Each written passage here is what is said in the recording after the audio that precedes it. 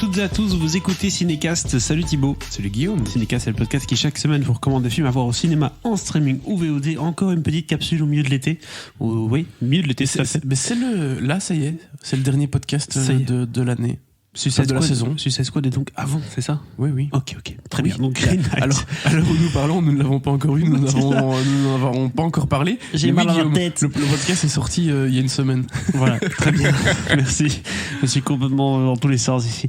On vous parle d'un film, il fallait vous en parler dessus là, de Green Knight. Alors vous, peut-être que ça vous dit rien. Vous êtes là chez vous, on vous dit c'est quoi ce truc ? Là, on va en parler un peu, surtout pour les Belges, parce que le film n'a toujours pas de distributeur en France, ce qui est assez hallucinant.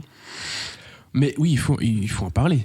Il faut en parler pour plusieurs raisons. Tout d'abord parce que c'est l'adaptation du bouquin Sir Gawain et le Chevalier Vert. Si vous connaissez un peu le genre fantastique, chevaleresque, j'ai envie de dire, vous connaissez certainement cette histoire-là. Oui. The Green Knight, film de David Lowery, ça c'est aussi autre chose à dire. Hein. David Lowery, A Ghost Story, franchement c'est un réalisateur on ne peut plus prometteur. Je pense on peut plus dire juste prometteur, quoi, parce qu'il il assure à tous ses films. À tous les niveaux, donc The Green Knight de David Lowery avec Dev Patel, Alicia Vikander et Joel Edgerton. Un beau petit trio avec Dev Patel dans le rôle principal, Monsieur Slumdog Millionnaire, ça fait un petit temps qu'il n'a pas fait de rôle principal, surtout depuis Avatar, n'est-ce pas ? Et c'était même pas le rôle principal en plus, mais voilà, vous avez compris, sa carrière n'a pas toujours été au top, et là il arrive, boum, premier rôle dans The Green Knight, gros film du coup américain. De quoi ça parle ? Qu'on attendait depuis un moment, hein, parce qu'il devait faire sa première mondiale à South by Southwest, donc à Austin. XXSW. XXSW, exactement, en mars 2020 au Texas. Hein. Oui. Nous, on devait l'avoir au BIF un mois après. Il se trouve qu'il y a eu le Covid au passage. Oui. Et d'ailleurs, du coup, David Lowery en a profité pour remonter son film, parce qu'il n'était pas satisfait de cette version-là. Donc tant mieux, au final, peut-être. Bon, dommage pour nous, mais soit. Et donc, il a repassé 6 mois à bosser sur son film, quoi. C'est pas quelques scènes à changer, on remonte, quoi. Ouais, il a remonté le film. Écoute, peut-être que ça a été très bénéfique, je suppose, en tout cas s'il l'a fait. De quoi ça parle ? Ça parle de Sir Gawain, chevalier de la table ronde du roi Arthur, dont il est également le neveu, qui accepte le défi lancé par un mystérieux chevalier vert, le Green Knight. Il doit le décapiter, rien que ça.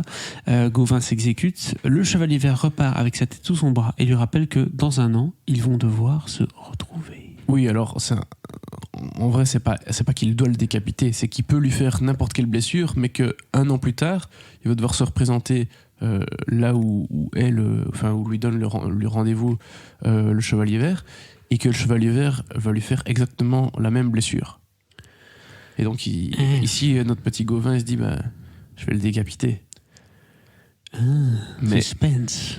What's gonna happen? Tricky situation. Ah oui, c'est compliqué. Faut pas accepter les défis comme ça lancés par des mystérieux chevaliers. Demi-tour, on rentre à la maison, on casse des parts. Ici, vous l'avez compris. Parce que je peux dire que quand il voit se relever et qu'il prend sa tête et puis qu'il se casse, le coco, il fait quand même pas tout le fier, quoi. Non, c'est clair qu'il fait pas le fier. Je propose qu'on s'écoute un extrait de la bande-annonce. Amis, frères et sœurs,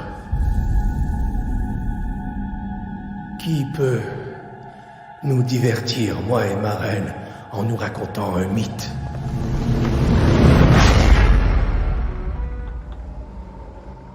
Ou une légende ?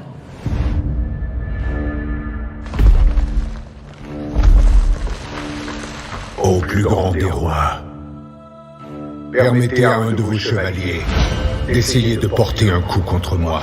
Accordez-moi le plaisir de ce jeu. Je porterai ce coup. Thibaut, proposition intéressante. En tout cas, ce Green Knight, moi, ça me donne vachement envie. Qu'est-ce que tu en as pensé ?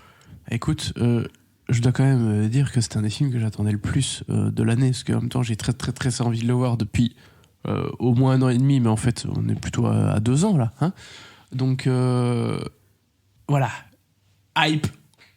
Monumental. Très haute, ouais. Faut dire que tout est bien soigné. Hein. La bande-annonce, elle claque, le poster, il claque. Mais c'est canon. Tout claque. C'est canon, et ça, c'est une des grandes forces du film, c'est que visuellement, c'est dingue. C'est dingue, que ce soit dans tous les décors. Il y a pas mal d'intérieur dans les châteaux, mais il y a aussi beaucoup de choses en extérieur. Mm-hmm. Il y a Il y a des décors aquatiques aussi. Il y a vraiment beaucoup de choses visuellement. Il y a des grands décors de montagne avec, en même temps, il va partir dans une quête. Bah, bien entendu. Le début du film, enfin, le parti où le chevalier vert se pointe, ils font leur duel et puis ils se cassent.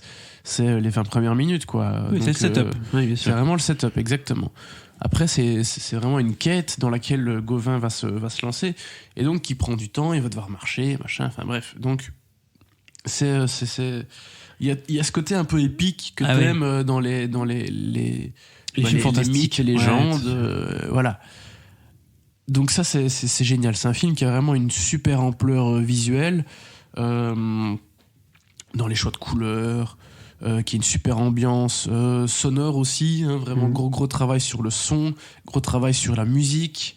David Lowery, au niveau de la mise en scène, il se fait grave plaisir aussi parce que voilà, il a des scènes hyper intéressantes visuellement, bien sûr dans ses choix de cadrage, etc. Mais pas que, quoi. Il y a vraiment plein de... C'est très riche comme film, voilà. C'est vraiment très riche.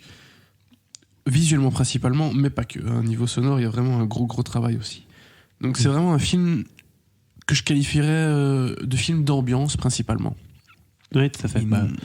C'est une grande partie de ce genre de film, ces histoires-là. Si tu crois pas, si t'as pas l'ambiance qui va avec, c'est ça. Parce que dans l'absolu, c'est un type qui va marcher pendant des jours et des jours pour rejoindre son objectif. Évidemment, il va y avoir des péripéties.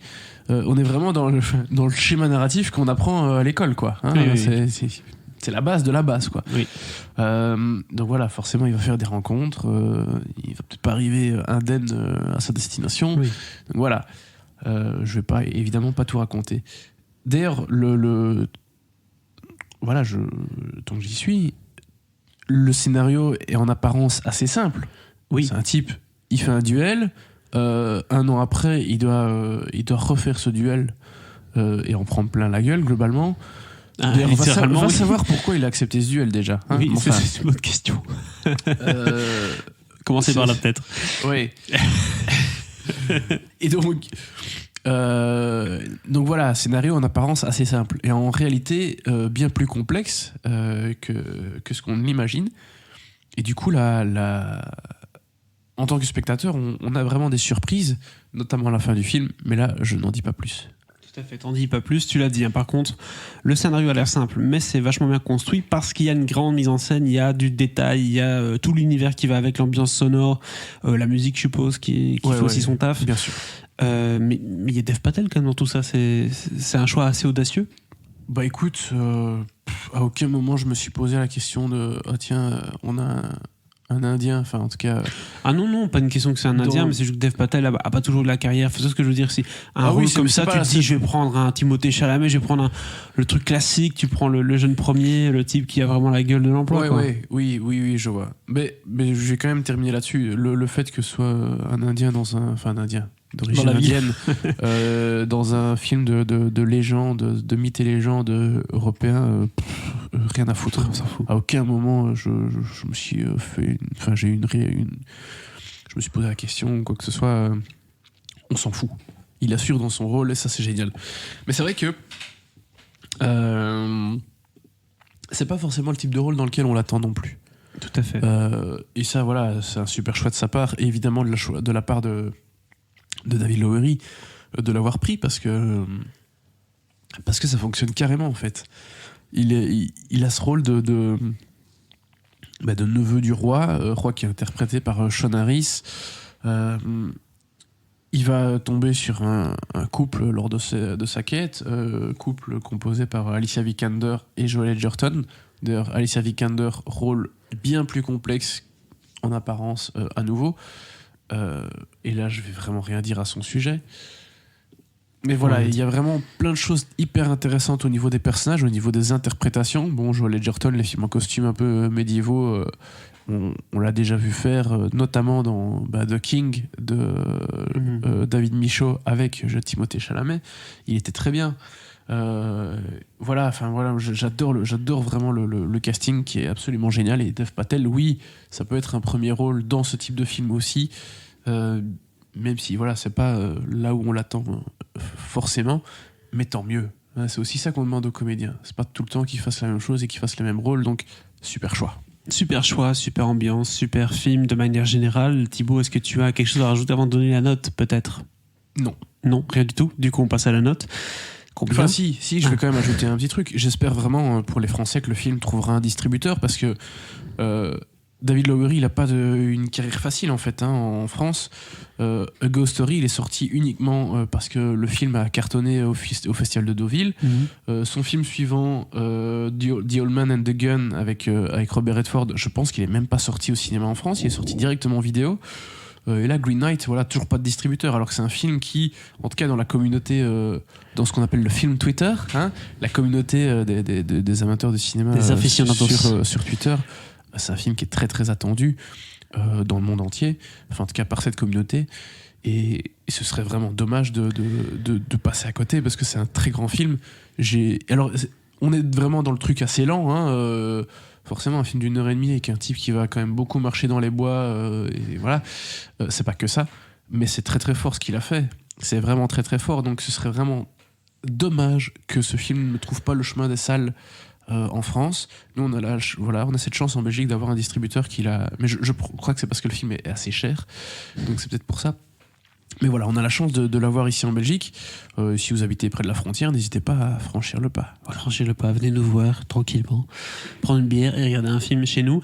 Si vous êtes fan du genre fantastique, Seigneur des Anneaux et tous ces trucs-là, vous allez trouver un bon petit truc qui va vous faire kiffer, en tout cas ici avec The Green Knight, une petite pépite. Quelle note du coup tu donnes ? Tu n'as pas donné de note encore. Eh ben non, je vais donner un excellent 4 étoiles. 4 étoiles du coup pour The Green Knight de David Lowery, qui sortira du coup, je le rappelle, chez nous en Belgique le mercredi 4 août.